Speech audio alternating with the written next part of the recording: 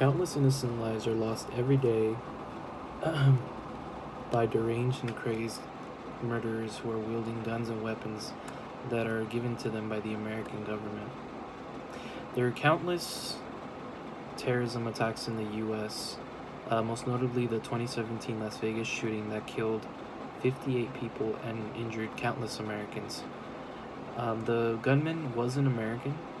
He was not mentally stable, yet was allowed to purchase the weapons that committed this heinous crime that took the lives of many innocent people. I personally believe that people who are not mentally fit to own a gun should not be able to purchase one at all. In this case, that would have prevented this tragedy from ever happening. As an American, I believe that peace of mind and safety is one of the key aspects of living in this country. And I was shocked and amazed how easily it is for any American to purchase any weapon of any kind, regardless of their background and history in this country. Gun control laws that limit the possession of firearms in this country will protect American lives and prevent future catastrophes from terrorist attacks or gun related violence.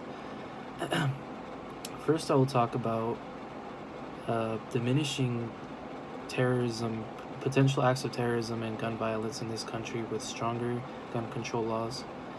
Secondly, I will talk about reduction of gun-related crime and altercation with police by also limiting gun control laws and who can own them. And finally, I will talk about the societal costs that come with the terrorism and the loss of lives and people who are injured due to these acts of violence. So, with gun violence, America has had plenty of terrorism in our time. Most notably, and the most famous, the infamous 9/11, which was a plane hijacking that killed hundreds of people and destroyed one of the famous landmarks in the U.S., the Twin Towers. Nowadays, it is unlikely for a terrorist attack like this to happen ever again because of stricter airline and airport security measures. Uh, Airports are some of the safest places nowadays to be at because of gun restrictions and security measures that take action to prevent tragedies like that to ever happen again. Unfortunately, with gun controls, it is very different. It's not the same outlook. Anybody with any background can own a firearm, can purchase a firearm in this country, regardless of what they've done in their past in terms of criminal history or uh, history in general. You know, what they do, what they don't do, things like that. In There an American who pledged allegiance to ISIS, which is a terrorist group that has been the cause of a lot of terrorism attacks in this country, decided to shoot a club in Orlando, killing 49 people and injuring 53. This man was originally screened by the FBI, but was deemed not a threat and was let go. Later on, he ended up committing this crime, which took the lives of many innocent people. This could have all been prevented the if there were stronger background checks and the government would have seen that this man was not fit for any gun purchase of any kind. He clearly supported terrorism by supporting and commenting on social forums before on a prior terrorist attack that he was in full support of it. Um, According to a June 13, 2016 article in the Vox website by senior correspondent at Vox, Zach Buchamp, terrorists are not complete and total idiots. Uh, they are aware of our America's lax gun laws and have been urging uh, would-be jihadists to take action for years. Gun terrorism and gun crime in this country could all be diminished if we have stronger, stricter gun control laws that prevent people to own a gun and give the proper time instead of the 3 day basis that it is normal to purchase a weapon, to have a longer time frame to analyze and assess the people that are owning and purchasing these guns. This will ultimately prevent future terrorism attacks and protect the lives of many Americans. According to an August 6, 2019 article on CNN by digital news producer Kara Fox, the U.S. has one of the highest death rates by firearm in the world. According to World Health Organization data, Americans are 51% more likely to be shot by gunfire. So now that we've talked about preventing terrorism and protecting more lives in the American country, let's talk about American crime and altercations within police within our country.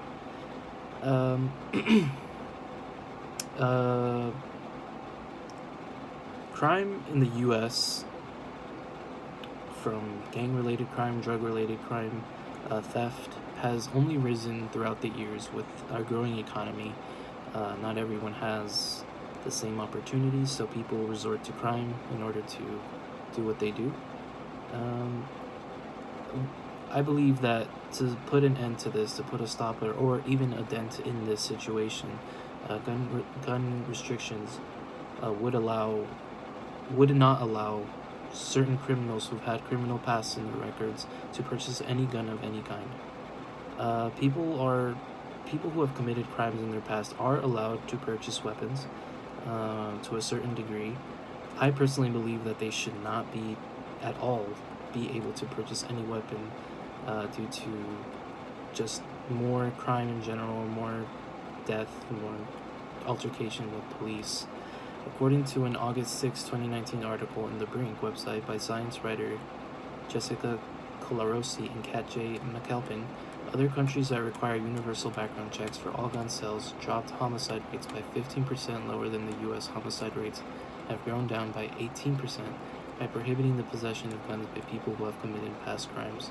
So other countries that don't allow criminals with a criminal history to purchase guns again have seen a decrease in the death toll and crime rate that's been going on through that certain country's demographic. So America in general would benefit by not allowing these criminals with a criminal history to be able to purchase any guns of any kind in any capacity. So now that we've talked about the gun control and how to prevent crime in the U.S. by eliminating the potential threat of criminals owning guns, let's talk about the societal costs that come with terrorism and gun violence that lead to many people being injured and stuff like that. In America, insurance is not the easiest to obtain.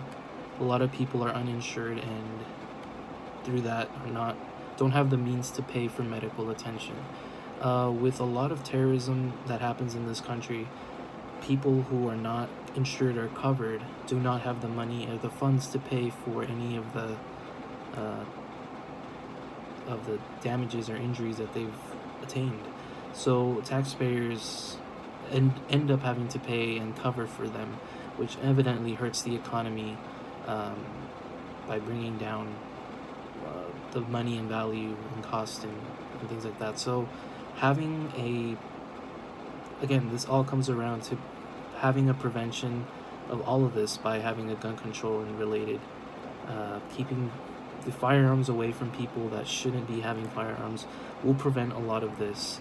According to an August 14, 2019 article on the procon.org, 2.7 billion over 9 years, 84% of those injured by firearms are uninsured, leaving taxpayers responsible for most of the bills through insurance companies like Medicaid.